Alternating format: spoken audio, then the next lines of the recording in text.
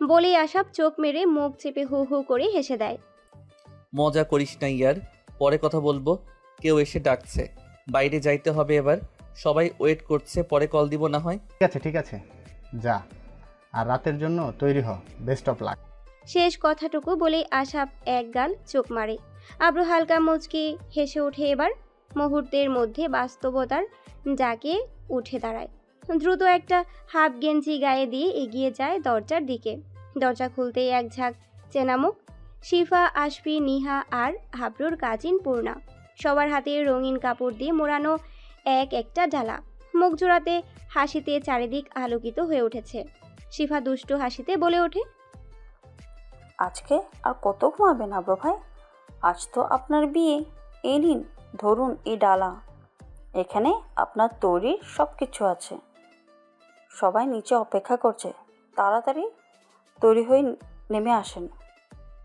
আব্রু একটু সংকোচে হাসে, তারপর হাত বাড়িয়ে ডালাগুলোও নেয়। খান পরিবার বরাবরই রীতিনীতিতে সযত্ন। পূর্বপুরুষদের ঐতিহ্য ধরে রাখায় এক প্রতিশ্রুতি প্রতিটা প্রজন্মের। এই বিয়েও সেই রীতিনীতিতেই হবে। মেয়েরা নিচে নেমে গেলে আব্রু ডালার ঢাকনা সরিয়ে দেখে সাদা লুঙ্গি আর লাল রঙা একটা গামছা। স্নিগ্ধ আলোয় কাপড় দুটোর গা যেন চকচকে করে ওঠে।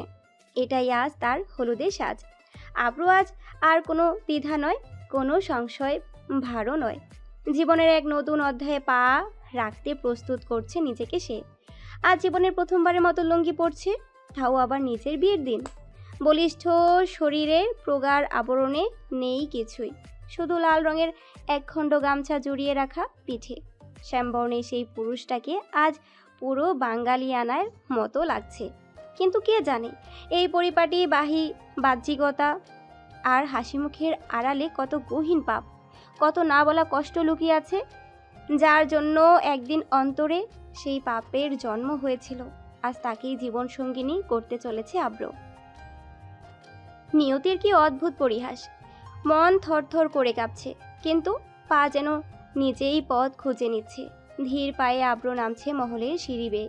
নিচে নিচে তখন মানুষের ভিড়, নতুন নতুন মুখ, পরিচিত আত্মীয় স্বজন। সবাই আজ তাকে এক নজর দেখার আশায় দাঁড়িয়ে। কিন্তু আব্রু, যার মুখ দেখতে চাইছে এখন সবচেয়ে বেশি, সে নেই এই জনস্রোতে। আব্রুর বেসামাল দৃষ্টি খুঁজে চলেছে তার চন্দ্রবালাকে। আব্রুর ভেতরটা অস্থির হয়ে উঠেছে। সে তাকায় এক প্রান্ত থেকে অন্য প্রান্তে। হৃদয় ছটফট করে। কোথায় তার হবু স্ত্রী? আজ এই বিশেষ দিনে তার উপস্থিতি তো আব্রুর জগতের কেন্দ্রবিন্দু হওয়া উচিত। তবু মানুষের মুখে যে আনন্দের ছায়া, তা কিছুটা প্রশান্তি এনে দিয়েছে আব্রুর মনে। যখন আব্রু দেখে আলিনা খান এবং ওহুর আম্মিজান দুজনেই আজ হাসি মুখে দাঁড়িয়ে আছে। কাল সন্ধ্যার আধারের কথা, আজমল খানের জেদি কথাগুলো, তার কঠিন মনোভাব, সেসব যেন হাওয়ায় মিলিয়ে গেছে। অনেকটাই সান্ত্বনা দিয়ে বলেছে, এমন তো হয়, রাগ একটু কমুক, সময় দিলে ঠিকই মেনে নেবে। ছেলেকে ফিরিয়ে আনবে আবার, চিন্তা করো না। বাপ ছেলের মধ্যে এই দ্বন্দ্ব হয়েই থাকে। আলিনা খানও এবার যেন নিজের অন্তর দেয়ালের আধার আবরণ খানিকটা সরিয়ে রেখেছেন। ছেলের পছন্দ করা মেয়েকেই বৌমা হিসেবে গ্রহণ করতে চলেছেন। সেই মেয়েটাই যার জন্য ছোটবেলায় কতবার নিজেকে বিপদের মুখে ঠেলে দিয়েছিল তার ছেলে। আর সেই সব দিনের একমাত্র নীরব সাক্ষী তো আলিনা খান নিজেই। সেই মেয়েটা আর কেউ নয়, সবার চোখের মণি আরুরা খান ওহুজান। কিন্তু ওহু কোথায়? মহলের নিচতলায় পা রাখতেই আব্রু অদ্ভুত উৎসবের কেন্দ্রবিন্দু হয়ে উঠল। চারপাশে হাসি ঠাট্টা ফিসফাসে মুখরিত হয়ে উঠেছে সকল আত্মীয় স্বজন, বন্ধু বান্ধব। কে যেন পেছন থেকে ফিসফিস করে বলল, এই তো জামাইবাবু এলেন। কারো চোখে আবার খেলে গেল একরাশ কৌতুক মাখা কৌতূহল। অথচ আব্রু হৃদয়ের ভিতরে তখন একটাই প্রশ্ন অনবরত প্রতিধ্বনিত হচ্ছে, ওহু কোথায়? মুখ ফুটে জিজ্ঞেস করতেও পারছে না, যদি বলে ফেলে। ওহু কোথায়? সবাই তো আরও চেপে ধরবে, আবারও ঠাট্টা ঠেলা চলবে। চুপচাপ দাঁড়িয়ে রইল সবার মাঝখানে, বুকের ভেতরের এক শূন্যতা নিয়ে। এক সময় হাসি ঠাট্টার মাঝে হঠাৎ যেন এক রূপকথার আবির্ভাব ঘটল। আব্রুর কাজিনরা চার কোনা এক ফুলে গাঁথা চাদর নিয়ে এলো। সূক্ষ্ম হাতে তৈরি সেই চাদরের প্রতিটা কোণে ধরা 4 জন। চাদরের নিচে ধীরে ধীরে অভিভূত হলো এক অব্যক্ত জ্যোৎস্না, যেন বসন্ত রাত্রির কোনো স্বপ্ন ভেজা মায়াবী দৃশ্য। চাদরের নিচে দাঁড়িয়ে আছে অহু। আব্রুর তৃপ্তি, তার চন্দ্রবালা, মাথা নিচু, চোখের পাতা নুয়ে রাখা, ঠোঁটে নিঃশব্দ এক লাজুক কাঁপুনি। হলুদ রঙের শাড়িতে যেন বেঁধে রেখেছে সে আকাশের রোদ আর মাঠের সরিষা ফুলের হাসি। গলা, কান, নাক, কোথাও কোনো অলংকার নেই, সব খুলে রাখা হয়েছে, কারণ ওহু নিজেই আজ অলংকারের সমর্থন হয়ে উঠেছে। তার 2 কানে দুলছে কাঁচা সূর্যমুখী আর গোলাপ ফুলের দোল, যা সেই প্রথম বেছে নিয়েছে। গলায় কিছু নেই, নাকে কিছু নেই, তবুও যেন ফুলের সুবাসে সে মুড়ে আছে এক অনন্ত সৌন্দর্যে। মাথার মাঝখানে স্মৃতি করে দেয়া টিকলি কাঁচা ফুলে তৈরি, হাতে কাঁচা ফুলের বালা, চুল খোপা করে বাঁধা, মাঝে গুজে দেওয়া একটি লাল গোলাপ। আব্র এই দৃশ্য দেখে কিছুক্ষণ বাকরুদ্ধ হয়ে রইল। বুকের বাঁ পাশটা যেন হঠাৎ করেই কেঁপে উঠল। বুকের ভেতরে ঢেউ তুলল অনুভূতির এক অবাধ বন্যা। সকলের সামনে আব্র পাঁজর চেপে ধরল, আর চারপাশের মানুষজন, তারা তো এই দৃশ্য দেখে মজায় মেতে উঠল। হায় হায়, এখন এই অবস্থা, পরে কইব? হ্যাঁ, বলে উঠল কেউ একজন। সবাই হেসে উঠল। তারপরই এলো পরবর্তী নির্দেশ। আব্রকেও সেই ফুলের চাদরের নিচে এসে দাঁড়াতে হবে। আব্রকে টেনে এনে দাঁড় করানো হলো অহুর পাশে। অহু তখনও চোখ তুলে তাকায়নি একবারও। লজ্জা তার চোখের পাতায় রক্তিম রেখা এঁকে দিয়েছে। 2 হাত বুকের কাছে জড়ো করে রাখা, যেন নিজের মধ্যে নিজেকে গুটিয়ে নিয়েছে। আব্র আর অহুকে মহলের বাহিরে নিয়ে যাওয়া হলো। স্নিগ্ধ সকালবেলায় যেখানে হলুদের আয়োজন অপেক্ষা করছে দুজনকে ঘিরে। বিয়ের ক্ষণ এখনো দূরে, কিন্তু বিয়ের সকালেও যে একটা নির্ভীত আবেগঘন রীতি রয়েছে হলুদের, কারণ আব্র আর অহুর হলুদ সন্ধ্যা ছিল না। দুজনকে বসানো হলো কাঠের পিঁড়িতে। আব্রুর গায়ে লুঙ্গি, পিঠে লাল রঙা গামছা। তার দৃষ্টি বরাবর গিয়ে ঠেকেছে অহুর দিকে, তার চন্দ্রবালার দিকে। যেন আব্রু দেখতে দেখতে তৃপ্ত হচ্ছে না। সেই অপলক দৃষ্টি নজর এড়ায় না আশফির। সে হেসে বলে ওঠে, উস, আব্রু ভাই, এত দেখেন না তো এখন, পরে দেখেন মন ভরে, এখন তো আমরা কেউ থাকবো না। তার কথায় হু হু করে হাসির রোল ওঠে। মা চাচিরাও হেসে ওঠেন। আব্র খানিকটা লজ্জা পায়, মুখ নামিয়ে ফেলে। পিঁড়িতে বসার পর একে একে কুলো ডালা এনে সাজানো হয়। সেখানে বাটা কাঁচা হলুদ, বাটা মেহেদি পাতা, গোলাপের পাপড়িতে ভেজানো দুধ, নানান রকম মিষ্টান, ফলমূল, সরিষার তেল, কাঁচা ধান, দুর্বাঘাস, আরও অনেক উপকরণ। একে একে সবাই এসে শুভ কামনায় হলুদ ছোঁয়াতে থাকে আব্র অহুর গায়ে। ক্যামেরার ফ্ল্যাশে সেই মুহূর্তগুলোকে চিরস্থায়ী করে রাখছে। আলিনা খান এসে প্রথম ছুঁয়ে দেয় আব্রকে, তার আদরের ভাগ্নে, যে কিনা আর কিছুক্ষণের মধ্যেই তার পরিবারের পুত্রবধূর স্বামী হয়ে উঠবে। একটা বিশেষ রীতিতে পান পাতা ও সরিষা ধান মাথার উপর রেখে এক ধরনের আশীর্বাদ সম্পন্ন করা হয়। আব্র শ্যামবর্ণে, হলুদের উজ্জ্বলতা অতটা দৃশ্যমান নয়, কিন্তু অহু, সে যেন এক টুকরো আলো। তার ধবধবে গালে হলুদের বাটা ফুটিয়ে তুলেছে এক অনিন্দ্য সৌন্দর্য, যেন সে আজকের প্রভাতের কনক রাঙা আলোয় রঞ্জিত কোনো দেবী।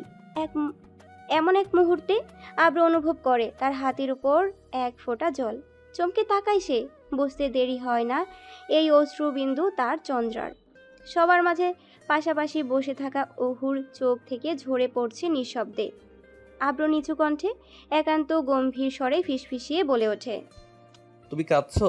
আমি কিন্তু তোমার লজ্জা ভাঙাতেও পারবো, আবার কাঁদাতেও পারবো। তোমার চোখের জলের প্রতি আমার বড় হিংসা হয়, কারণ এই অশ্রু শুধুই আমার প্রাপ্য, শুধু আমার জন্যই ঝরবে। একটুখানি থেমে আব্র আবার বলে ওঠে, আজ তোমায় অনেক সুন্দর লাগছে। হয়তো এটাই সেই কারণ, তুমি আজ আমার হৃদয়ের পবিত্রতম মালকিন হতে চলেছ চিরদিনের জন্য। তাই নিঃশব্দ ভেঙে ঠিক তখনই কারো কণ্ঠে ধ্বনিত হয়ে কঠোর এক টান। এই যে কি ফিসফিসানি চলছে এখানে? একগাল হেসে চুপ করে যায় আব্র, অথচ অহুর চোখে তখন স্মৃতির জল টলমল করে। হয়তো ঠিক এই মুহূর্তেই বাবার মুখখানা ভেসে উঠেছে তার মনে। যদি আজ বাবা বেঁচে থাকতেন, এই শুভক্ষণে কেমন উচ্ছ্বাসিত হতেন তিনি। আর আব্র, তার বাবা তো বেঁচে থেকেও সুখ বিলাস করতে পারছে না, অসুস্থতায় বিছানায়, তবুও হুইল চেয়ারে চড়ে এসেছেন আজ ছেলের হলুদের রঙে নিজ হাতে ছোঁয়া দিতে, কারণ সে তো তারই রক্ত মাংসের সন্তান। আর আজ নিজের মৃত ভাইয়ের আদরের মেয়ে সেই পরী তার ওই ছেলের হাতে উঠতে চলেছে। হলুদ আর মেহেদের পর্ব শেষে দুজনকে গোসল করানো হয়। শিফা আর পূর্ণার মহলের পুকুর ঘাটের থেকে কলস ভরে ঠান্ডা পানি এনে রেখেছেন আগেভাগেই। আশপিন এই শুভক্ষণে উপস্থিত হতে না পারলেও তার পরিবারের প্রতিনিধিরা ঠিকও এসেছে আনন্দ ভাগ করে নিতে। জোহরের নামাজের আগ মুহূর্তে শীতের কাঁপানো বাতাসে দুজনেরই পবিত্র গোসল সম্পন্ন হয়। ঠান্ডা পানি প্রথম স্পর্শে উহু কেঁপে ওঠে, কচি পাতার মতো নুয়ে পড়ে। আর পাশেই আব্রু দাঁড়িয়ে নির্বাক দৃষ্টিতে চেয়ে থাকে সেই চিরচেনা মুখের দিকে, যে আজ এই মুহূর্তেই কেবল তার হতে চলেছে কিছু সময় বাদে। হ্যাঁ, তার চন্দ্রা, তার ছোট্ট কাঠবিড়ালি আজ তার সমস্ত নিয়ম ভেঙে কালেমার ছায়া তার হয়ে উঠেছে। এই সাক্ষী শুধু সমাজ নয়, আব্রু নিজেই। যাকে একদিন ছোট শিশুর মতো কোলে তুলে নিয়েছিল সে, তাকে আজ নিজের ঘরে তুলতে যাচ্ছে সে। সময় যেন এক অদ্ভুত পরিহাস। হাতে পায়ে লেগে থাকা কাঁচা হলুদের রং যেন বলছে ইতিহাসের রং আজ পুনরায় লেখা হচ্ছে।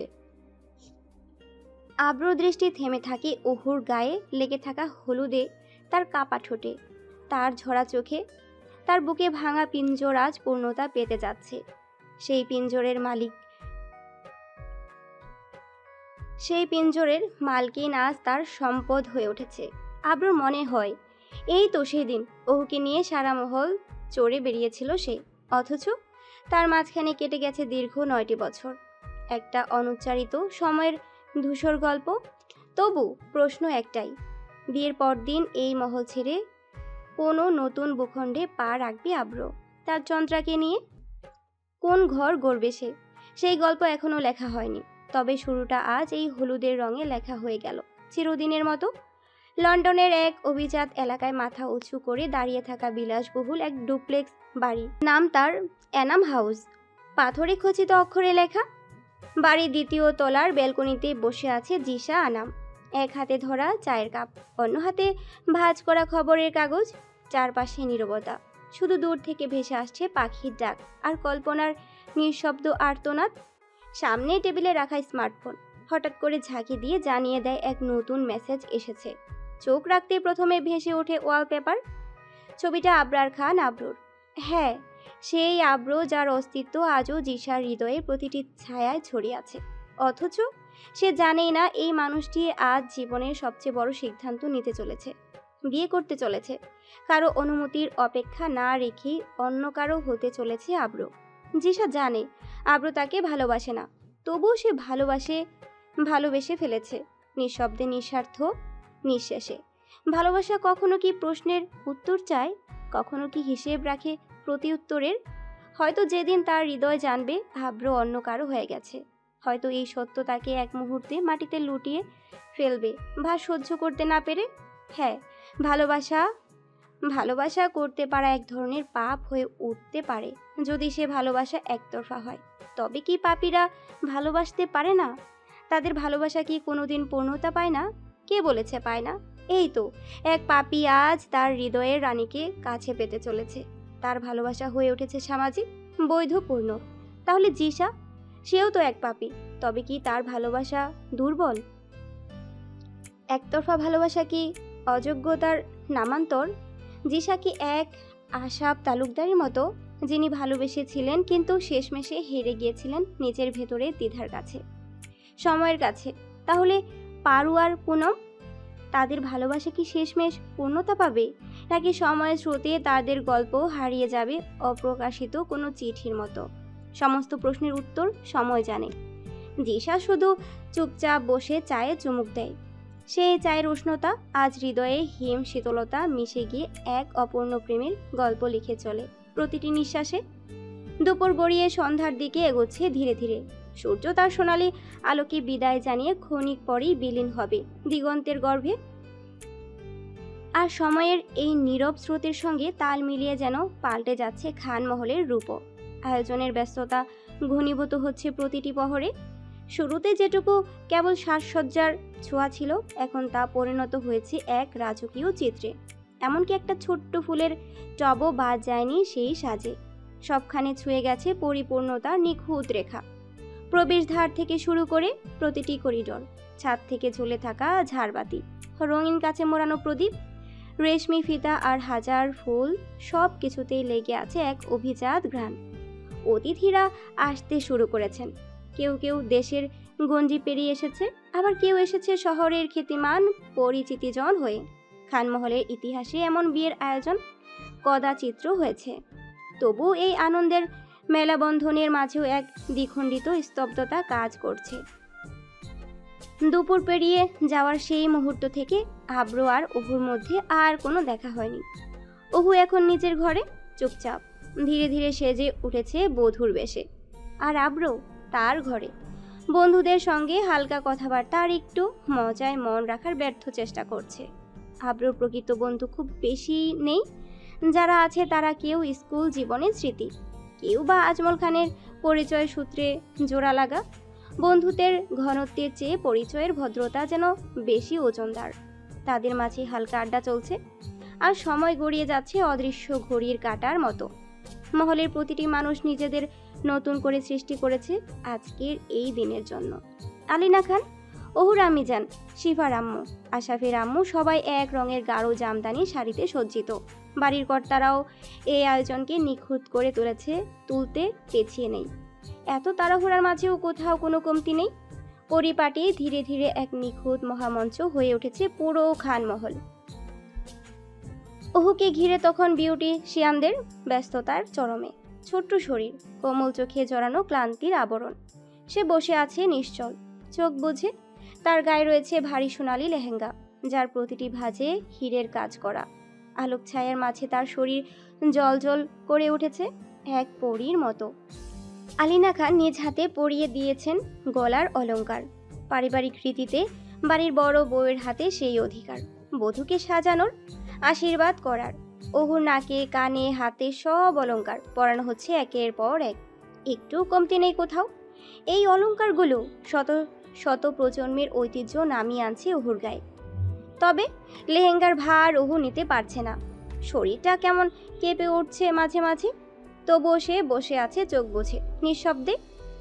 এদিকে সময় যত এগিয়ে আসছে মাগরিবের দিকে, ততই প্রস্তুত হয়ে উঠেছে আব্রু। সেও তার বর্ষাজে নিজেকে গুছিয়ে নিচ্ছে। তবে তার মনে চলছে অন্যরকম এক দোলাচল। এই তো সেই ছোট্ট কাঠবিড়ালি যাকে কোলে তুলে খেলেছে, আজ সেই চন্দ্রবালা হতে চলেছে তার জীবন সঙ্গিনী। এক পাপী পুরুষের নিষিদ্ধ প্রেমের পরিণতি, যেখানে ভালোবাসা লুকিয়েছিল সমাজের চোখের আড়ালে, আজ সেই সমাজ স্বীকৃতি দিতে চলেছে তাদের সম্পর্ককে। হ্যাঁ, আজ বিয়ে হতে চলেছে আবরার খান আব্রু আর তার আরুরা খান অহুজানের। নিষিদ্ধ ভালোবাসায় নয়, আজ তাদের বন্ধনে লাগবে ধর্মের মোহর, সমাজের ছাপ আর ইতিহাসের সাক্ষ্য। আকাশে তখন রঙিন সন্ধ্যা নামছে, আর খান মহলে বাজছে বিয়ে সানাই।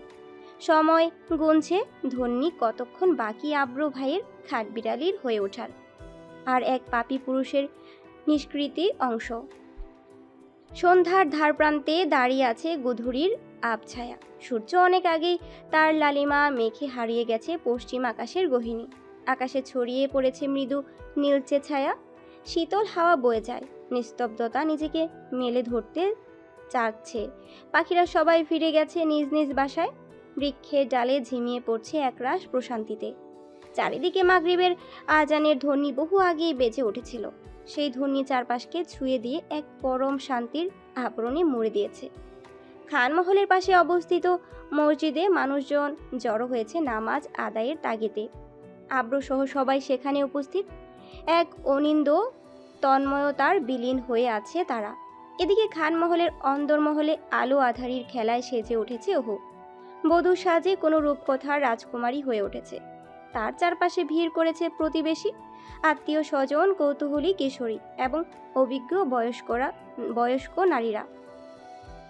সবার মুখে একটাই আলোচনা, অহুকে আজ চাঁদের মতো সুন্দর লাগছে বউ সাজে। তার রূপের জ্যোতি চোখ ধাঁধিয়ে দিচ্ছে উপস্থিতি সকলকে। বয়সের ভারে নজ্জু কিছু মুরব্বী মহিলা এগিয়ে আসে। এক অনাবিল কৌতূহল নিয়ে তারা অহুর হাত দুটি মেলে ধরে। মুহূর্তে তাদের চোখ বিষময়ে ছলকে ওঠে। আরে বাপরে, কি রে এই মেহেদির রং, কি গাঢ়! এই তো বলে দেওয়া যায় জামাই বড্ড বেশি ভালোবাসবে আমার নাতনিরে। এমন কথায় আশেপাশে হাসির রোল পড়ে যায়। সবাই তখন ঝুঁকে পড়ে অহুর ফর্সা হাতের দিকে। পাতা বাটা মেহেদির রং হাতের গায়ে বসে গেছে গভীর মোহনায়। দু হাতের তালুতে নিপুণ হাতে আঁকা গোলাকৃত বৃত্ত, আর 10টি আঙ্গুলের জগা রাঙানো লালচে মেহেদিতে। আর তারই মধ্যে এক অনবদ্য চিহ্ন, ডান হাতের মাঝে লেখা ইংরেজি অক্ষর এ। কে জানে এ কার নামের অদক্ষর? নিশ্চয় আবরার খান আব্রু। তখনই সামনে থেকে পারু হেসে বলে ওঠে, ভালোবাসবে না মানে? আমার বান্ধবী কি কোনো অংশ কম নাকি? কে আছে তার সমক্ষ? দেখে নাও, সে যে যেমন করে ভালোবাসবে তেমন পাবে ওর প্রাপ্য। এই বলে পারু একরাশ স্নেহে অহুর গাল টেনে দেয়। পারুর কথায় আশেপাশে সবার মুখের হাসি ছটা। আনন্দ যেন তরঙ্গিত হয়ে ছড়িয়ে পড়ে বাতাসে। অহু তখন নিঃশব্দে মাথা নিচু করে ফেলে। তার চোখের কোণে লাজুক চাহনি, ঠোঁটে এক টুকরো নরম হাসি। আজকে সন্ধ্যা একটু অন্যরকম, একটু বেশি রঙিন, একটু বেশি মধুর। কালও এই সময়টা কেমন নির্লিপ্ত ছিল, আর আজকে কে জানে আগামীকালের সন্ধ্যা কেমন হবে, কোথায় কাটাবে। হয়তো তা হবে আরও বিশেষ, কিংবা একদমই আলাদা। এ তো কেবল সময় জানে। অহুর খনিকায় অবয়বকে মুড়ে রাখা হয়েছে হীরার নকশায় খচিত এক সোনালি লেহেঙ্গার পরশে, যেন সে স্বর্ণরূপে গড়া এক স্বপ্ন সুন্দরী। মাথায় আঁচলটুকু টানা অর্ধেক, লাজুক অনুকম্পায় আচ্ছাদিত কপাল, মাঝখান দিয়ে টানা সিঁথির ঠিক কেন্দ্রবিন্দুতে ঝুলে আছে একখানি স্বর্ণ অলঙ্কারের গড়া সূক্ষ্ম টিকলি। অনুরূপ এক বিন্দু সূর্যের আলো তার মস্তকে জ্বলজ্বল করছে। কপালের সামনে কোটি চুল কুণ্ডুলি পাকিয়ে নেমে এসেছে ললাটের কিনারে, বাকিগুলো পরিপাটি করে পেছনে গুজে বাঁধা খোপায়। সেই খোপাকেই ঘিরে রয়েছে এক লম্বা সতেজ গোলাপ ফুলের মালা। ফুলের আপন স্নেহে চন্দ্রাকে অলঙ্কৃত করেছে। গাল জুড়ে আছে ভারী অলঙ্কারের বাহার। হাত জোড়ায় সোনার বালা ও ঝুমকোয় দুটি ছড়াচ্ছে প্রতিটি আঙ্গুলের মৃদু নাড়াচাড়ায়। কানে বড় দুল, আর নাকে রয়েছে এক গোলাকার নথ, যার চিকন চেইনটা বা দিকে চুলের ফাঁকে যত্নে গোজা রাখা। অহুকে সাজানো হয়েছে বধূর রূপে, পরিপাটি সৌন্দর্যে একেবারে নিখুঁত হাতে। রূপশিল্পী নিজের হৃদয় ঢেলে দিয়েছে তার প্রতিটি রূপ বিন্যাসে। ঠোঁটজোড়া কেঁপে কেঁপে উঠছে লাজুক শিহরণে। রাঙা লাল লিপস্টিকে হয়ে উঠেছে এক মাধুর্যের প্রতীক। চোখের কাজলে টানা রেখায় ফুটে উঠেছে তাহার গভীর চাহনি, যেখানে ভাষাহীন এক আবেগ লুকিয়ে। অহুকে ভারী মেকআপের আবরণে ঢাকতে হয়নি, কারণ অহু এমনিতেই অপার সৌন্দর্যের অধিকারী। নির্মল উজ্জ্বল অলঙ্কারে নয়, বরং নিজস্ব সৌন্দর্যই সে দীপ্তিমান, সর্বদা নিজেকে তেজস্বী সুন্দর রূপে। অহুর আম্মিজান মেয়েকে আপন বুকে জড়িয়ে ধরে বসে আছেন। তার হাতের মমতা মাখা স্পর্শ অহুর কাঁধে চুলে পিঠে বয়ে যাচ্ছে স্নেহের প্রশান্ত ধারা হয়ে। মাঝে মাঝে ক্লান্ত চোখ দুটি মুছে নিচ্ছেন জামদানির আঁচলে, অশ্রু লুকাচ্ছেন, যেন মেয়ের চোখে পড়লে তার ভেতরের দুর্বলতা প্রকাশ পাবে। আশফাক খানের অভাব যেন কোনোভাবেই অহুকে গ্রাস করতে দিতে রাজি নন তিনি। একাই লড়ে চলেছেন, কখনো মায়ের মমতায়, কখনো বাবার কঠোরতা হয়ে। দুটো ভূমিকা একাই বহন করে চলেছেন। আলিনা খান নীরবে এগিয়ে আসছেন, চোখে মুখে স্নিগ্ধ হাসি, ভেতরে ভেতরে কেমন এক উদ্বেগ অহুকে নিয়ে, এই বিয়েটা নিয়ে। মিটমিট করে হেসে উঠেছেন অহুর মুখের পানে চেয়ে। খান পরিবারের 3 অর্ধাঙ্গিনীর অহুর জীবনের প্রতিটি খুঁটিনাটি আগলে রাখছেন। কেউ ছবি তুলছে অহুর সঙ্গে, কেউ স্মৃতিময় দিনের মুহূর্তগুলো বন্দি করে রাখতে। হঠাৎ করে আসবি ফোন হাতে নিয়ে ঘরে প্রবেশ করে, কথা বলছে আশরাফের সঙ্গে। বিষয়টা চোখে পড়ে অনেকের, পরিবেশ খানিকটা থমকে যায়। এমন সময় অহুর মামিজান হঠাৎই বলে ওঠেন, না, এখন কোনো পরপুরুষের অহুকে দেখতে পারবে না। বিয়ের পর জামাই বাবা প্রথম অহুর তার ঘোমটা সরিয়ে দেখবে, তারপর বাকিরা। শব্দগুলো যেন বজ্রাঘাত হয়ে আছড়ে পড়ে অহুর উপর। তার ছোট্ট শরীরটা হঠাৎই শিউরে ওঠে, কাঁপতে থাকে ঠোঁট। চোখের কোণে এক মুহূর্তের জন্য কল্পনার ঘূর্ণি খেলে যায়। আব্রু ভাইয়ের সঙ্গে তার বিয়ে, যার সাথে এক সময় সারা মহল জুড়ে দুরন্তপনা করে বেরিয়েছে, যার জন্য 18 জন মেয়ে আত্মহত্যা করেছিল, সেই আব্রু ভাই আজ তার হতে চলেছে। ভেতরের কণ্ঠস্বর ফিসফিসিয়ে জিজ্ঞেস করে এক উদ্ভট প্রশ্ন। আচ্ছা, আব্রু ভাই কি বিয়ের পর আমাকে মারবে যদি কোনো ভুল করি আমি? বিয়ের আগে তো বলা নেই কওয়া নেই, ঠাস ঠুস বসিয়ে দিত। ভিতরে ভিতরে এক অজানা ভয় জেগে বসেছে। মনে পড়ে সেই প্রথম দেখা মহলের ছাদে এক মাঝরাতে হালকা বাতাসে দাঁড়িয়ে থাকা। তারপর দিনগুলো কেমন বদলে গেল। আর আজ, আর কিছুক্ষণ পরই সে মানুষটির সঙ্গেই তো বিয়েটা। ওহুর শরীরটা নড়ে ওঠে আশঙ্কায়, ঠোঁটের কোণে কাঁপুনি, ভিতরে ভিতরে ঢেউ তুলছে এক উদ্ভট প্রশ্নের স্রোত। নিঃসৃদ্ধ নিস্তব্ধতা ভেঙে হঠাৎ করে ওহুর ভাবনার জগতে প্রবল এক আলোড়ন। সবাই চলে এসেছে, সবাই চলে এসেছে। হই হুল্লোড়ে গম গম করে ওঠে চারিদিক। সময় যত এগিয়ে আসে ওহুর শরীরে যেন অনুজ্জ্বল হয়ে কাঁপতে থাকে এক অজানা শিহরণ, ভর করে তার সমস্ত অস্তিত্বে। খানমহলের অন্দরমহল আজ তৈরি হয়েছে স্বপ্নের এক মঞ্চে।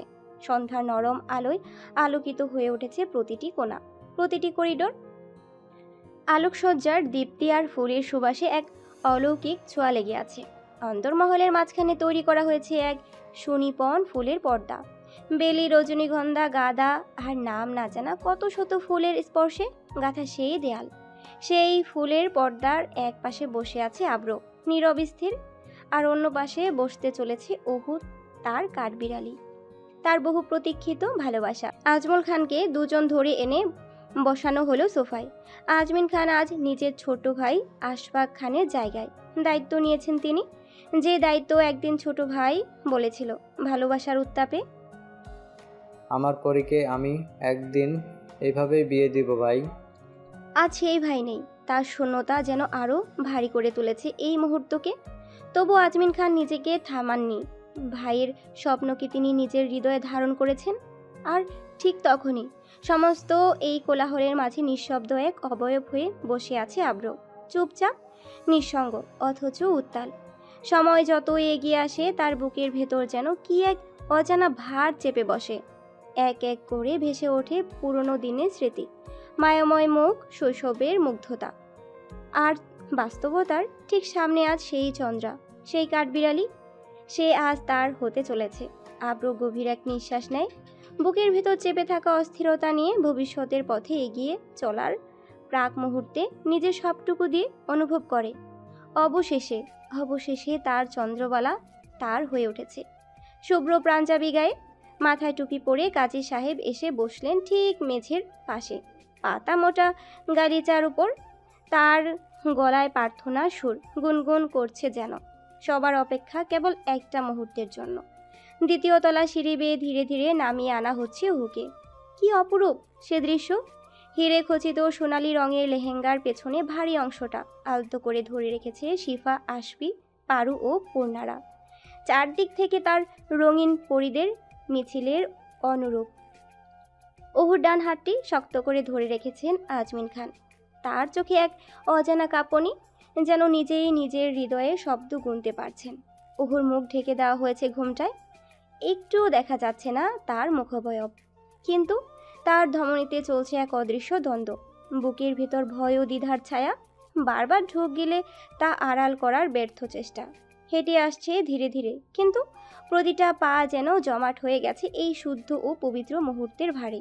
অন্যদিকে বসে আছে আব্রু, নিঃশ্বাস আটকে গেছে যেন। বিয়ে সোনালি শেরওয়ানি পরিহিত, তার চোখজোড়া উন্মুখ হয়ে আছে শুধু ওহুকে এক ঝলক দেখার জন্য। কিন্তু সেই সুযোগ এখনো হয়নি তার। অদেখা বউ, অথচ অনুভবের সমস্ত দোলাচল আব্রু শরীর জুড়ে প্রবাহিত।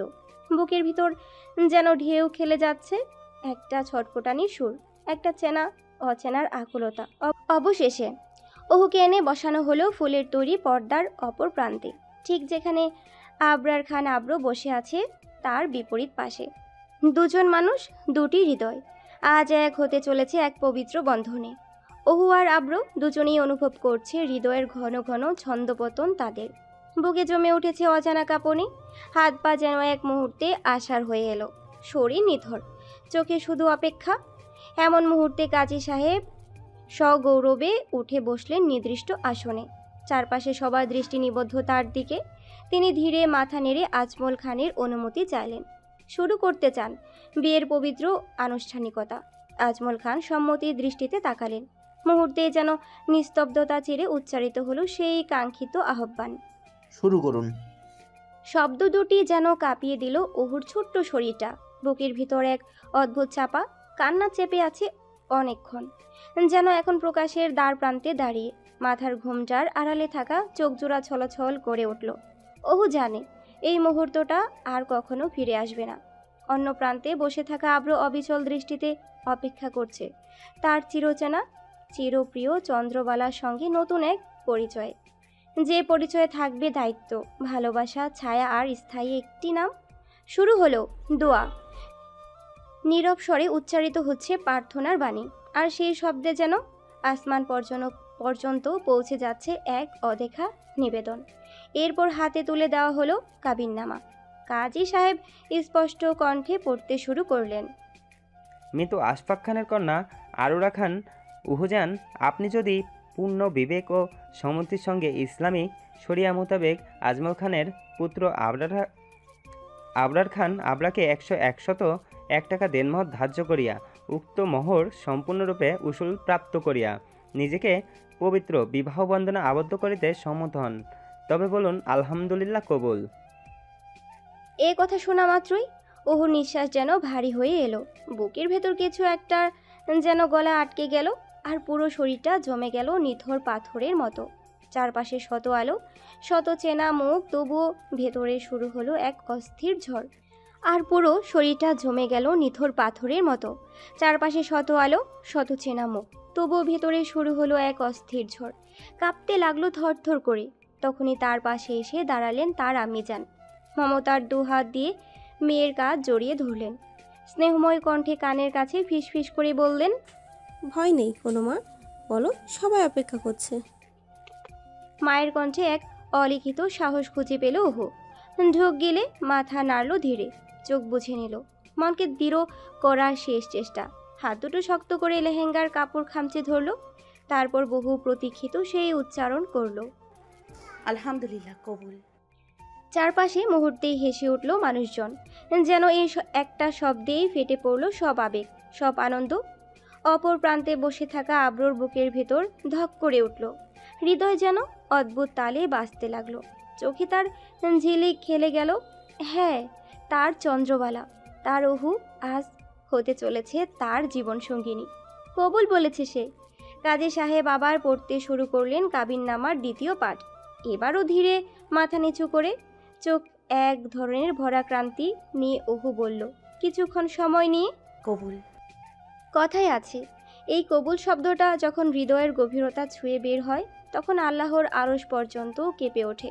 ওহুর বুকের মধ্যে এক অনন্ত অস্থিরতা দোলা দিয়ে উঠল। আবারও কেঁপে উঠল চোখের পাপড়ি। চারপাশে তখন আনন্দের ঢেউ, হাসি, চোখের জল, উচ্ছ্বাসে ভেসে যাচ্ছে অন্দরমহল। তারপর কাবিননামা পাঠ শুরু হলো, এইবার আব্রুর উদ্দেশ্যে। আজমল খানের পুত্র আবরার খান আব্র, আপনি যদি মৃত আশফাক খানের কন্যা আরুরা খান উহুজান এর প্রস্তাব মোতাবেক নির্ধারিত 101 টাকা দেনমোহরের বিনিময়ে ইসলামী শরিয়া মোতাবেক তাহাকে বিবাহ করিতে সম্মত হন, তাহলে বলুন আলহামদুলিল্লাহ কবুল। আব্র চুপ করে দৌড়ইল। মুহূর্তে চোখের সামনে ভেসে উঠল সমস্ত অতীত। কত প্রতিকূলতা, কত বাধা, ক্ষত অশ্রু, আর নির্ঘুম রাত পেরিয়ে আজ এই মুহূর্তে এসে দাঁড়িয়েছে সে। আজ এই কবুল শব্দটা উচ্চারণ করার পর হয়তো আর কোনো সম্পর্ক থাকবে না তার বাবার সঙ্গে। বুকের গভীর থেকে এক দীর্ঘ শ্বাস উঠল। আব্রু ধীরে ধীরে ঘাড় কাত করে তাকালো আজমল খানের দিকে। দেখলো তিনি মাথা নিচু করে আছেন। সেই দৃশ্যই বুকটা হঠাৎ কেঁপে উঠল, যেন ভেতরে কোনো ভারী পাথর চেপে বসেছে। অবশেষে আব্রু বলল, আলহামদুলিল্লাহ কবুল। মুহূর্তেই সানাই বেজে উঠল। চারপাশে আনন্দ ধ্বনিতে মুখরিত হয়ে উঠল। কাজী সাহেব দ্বিতীয়বার জিজ্ঞেস করলেন। আব্রু আবারও দৃপ্ত কণ্ঠে উচ্চারণ করল, কবুল। এরপর সম্পন্ন হলো কাবিননামায় স্বাক্ষর পর্ব। ওহু কাপা হাতে স্বাক্ষর করল, কিন্তু আব্রুর হাতে কাঁপুনি ছিল না। সে স্থির, ভীষণভাবে দৃঢ়, দীপ্ত ছিল। ঠিক তখনই কাজী সাহেব ঘোষণা করলেন, আলহামদুলিল্লাহ, আবরার খান আব্রো এবং আরুরা খান উহুজান, এখন থেকে আপনারা পবিত্র বৈবাহিক সম্পর্কে আবদ্ধ হলেন। আপনি এখন পর্দা সরিয়ে আপনার স্ত্রীর কাছে যেতে পারেন। এই কথা শুনেই আব্রুর হৃদয়ের উপর যেন এক অদ্ভুত পাথর চাপা পড়ল। ধীরে ধীরে উঠে দাঁড়ালো সে, চোখে এক অপার বিস্ময়, এক গভীর অনুভূতির ঢেউ। কাঁপতে লাগা তার হাত। এই তো তার বউ, হ্যাঁ, তার ভালোবাসার চন্দ্রা, আজ তার স্ত্রী। আব্র নিজ হাতে পর্দা সরালো, দু হাতে ওহুর ঘুমটা তুলল, সবার সামনেই নিঃসংকোচে কপালে এক চুম্বন এঁকে দিল। ওহু কেঁপে উঠল। বিয়ের পর এটাই ছিল প্রথম স্পর্শ। মুহূর্তেই আব্র ওহুকে জড়িয়ে ধরল আর হু হু করে কেঁদে উঠল। এতদিন ধরে সেসব বাদ সে নিজেকে দিয়ে আটকে রেখেছিল, সেগুলো ভেঙে এক ঝটকায় সব আবেগ উথলে উঠল। চারপাশের মানুষ বিস্ময়ে তাকিয়ে রইল। এমন আবেগ, এমন কান্না আগে কেউ দেখেনি। কিন্তু আব্রো জানে ওকে স্ত্রী রূপে পাওয়ার জন্য তাকে কতটা সংগ্রাম করতে হয়েছে, কত ত্যাগ স্বীকার করতে হয়েছে। যদি আশফাক খান আজ বেঁচে থাকতেন, তবে হয়তো তিনি নিঃসন্দেহে খুশি হতেন। তার আদরের পরীকে নিজের চোখের সামনে দেখতে পেতেন জামাতার বাহুডোরে জড়িয়ে। সেই আনন্দে চোখ ভিজে যেত তারও।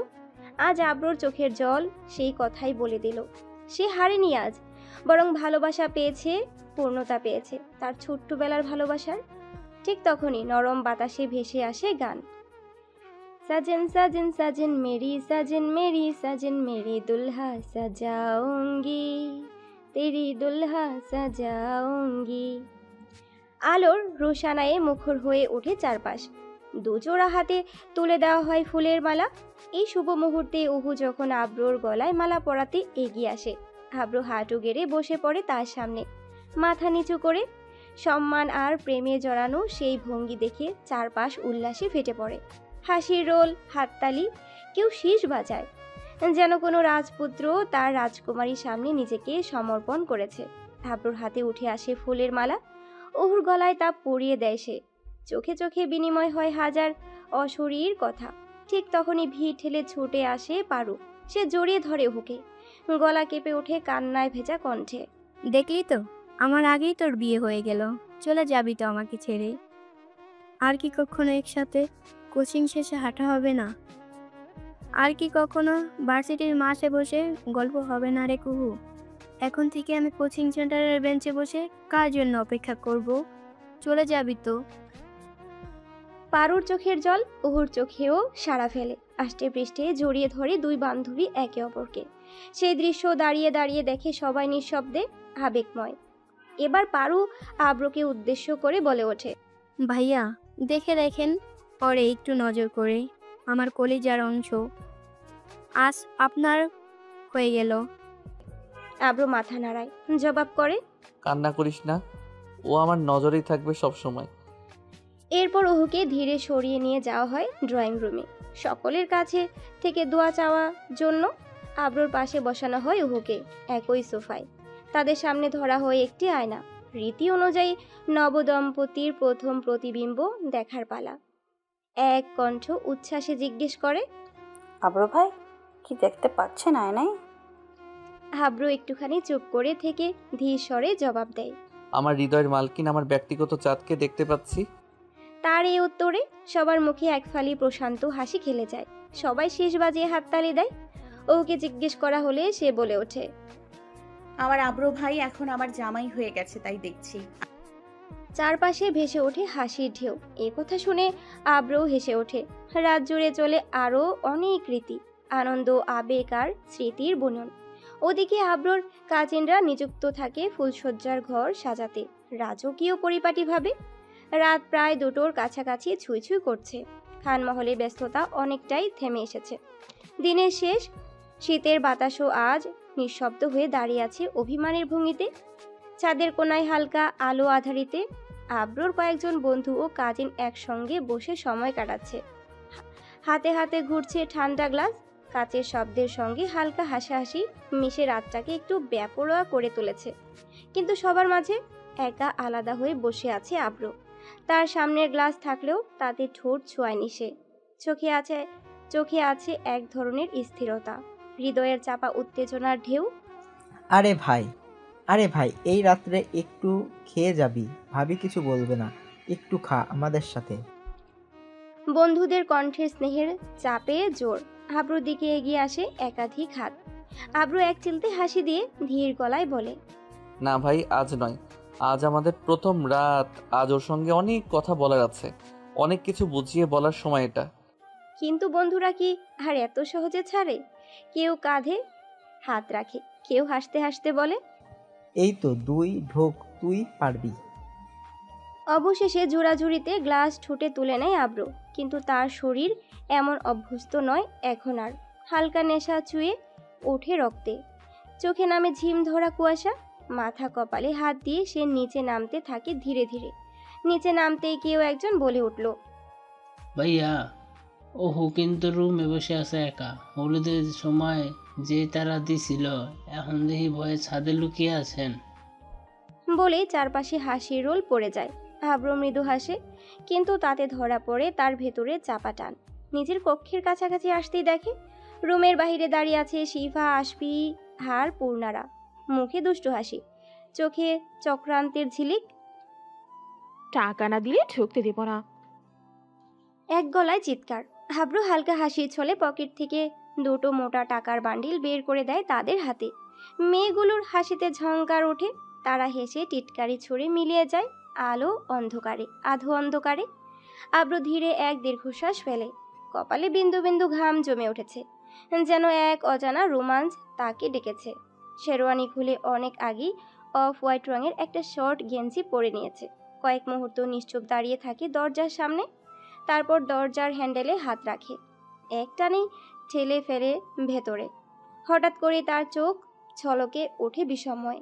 পুরো ঘর যেন ফুলের রাজ্যের রূপান্তরিত হয়েছে। মেইন লাইট নিভিয়ে দেওয়া, তার বদলে অসংখ্য মোমবাতি, ফেরারি বাতি, ড্রিম লাইটের আলো ছড়িয়ে আছে কক্ষের চারপাশে। লাল গোলাপের পাপড়ি ছড়িয়ে আছে মেঝে জুড়ে। পালঙ্ক যেন ফুলে ঢাকা এক রাজাসনের মতো। মাঝখানে আবার লাল গোলাপের পাপড়ি দিয়ে লাভ আঁকা। তার ঠিক মাঝখানে বসে আছে এক অপসরী, তার নিজের রূহ। হয়তো মুখে লাজুক হাসি, মাথায় খোপা বাঁধা, ঘুমটা টানা, যেন রক্তজাবা ঢাকা এক চন্দ্রবালা। আব্রু দরজা বন্ধ করে এগিয়ে গেল কয়েক কদম। ওহু ধীরে ধীরে নেমে এলো পালঙ্কে থেকে। চুপচাপ এগিয়ে এসে আব্রুর পা ছুঁয়ে সালাম করলো। আব্রু ধীরে ধীরে ঘুমটা টেনে নামিয়ে দিল সম্পূর্ণভাবে।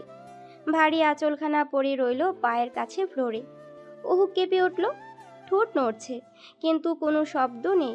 চোখের পাতাগুলো যেন মৃদু বাতাসে কাঁপছে। ঠিক তখনই আব্রু এক টানে ওহুকে নিজের বুকে চেপে ধরে।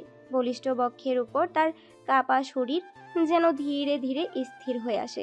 দুজনের নিঃশ্বাস ঘন হয়ে আসে। ঘরটা নিস্তব্ধ। শীতের রাতের নরম আলো স্নিগ্ধ হয়ে আছে চারপাশ। সময় থমকে দাঁড়িয়ে আছে।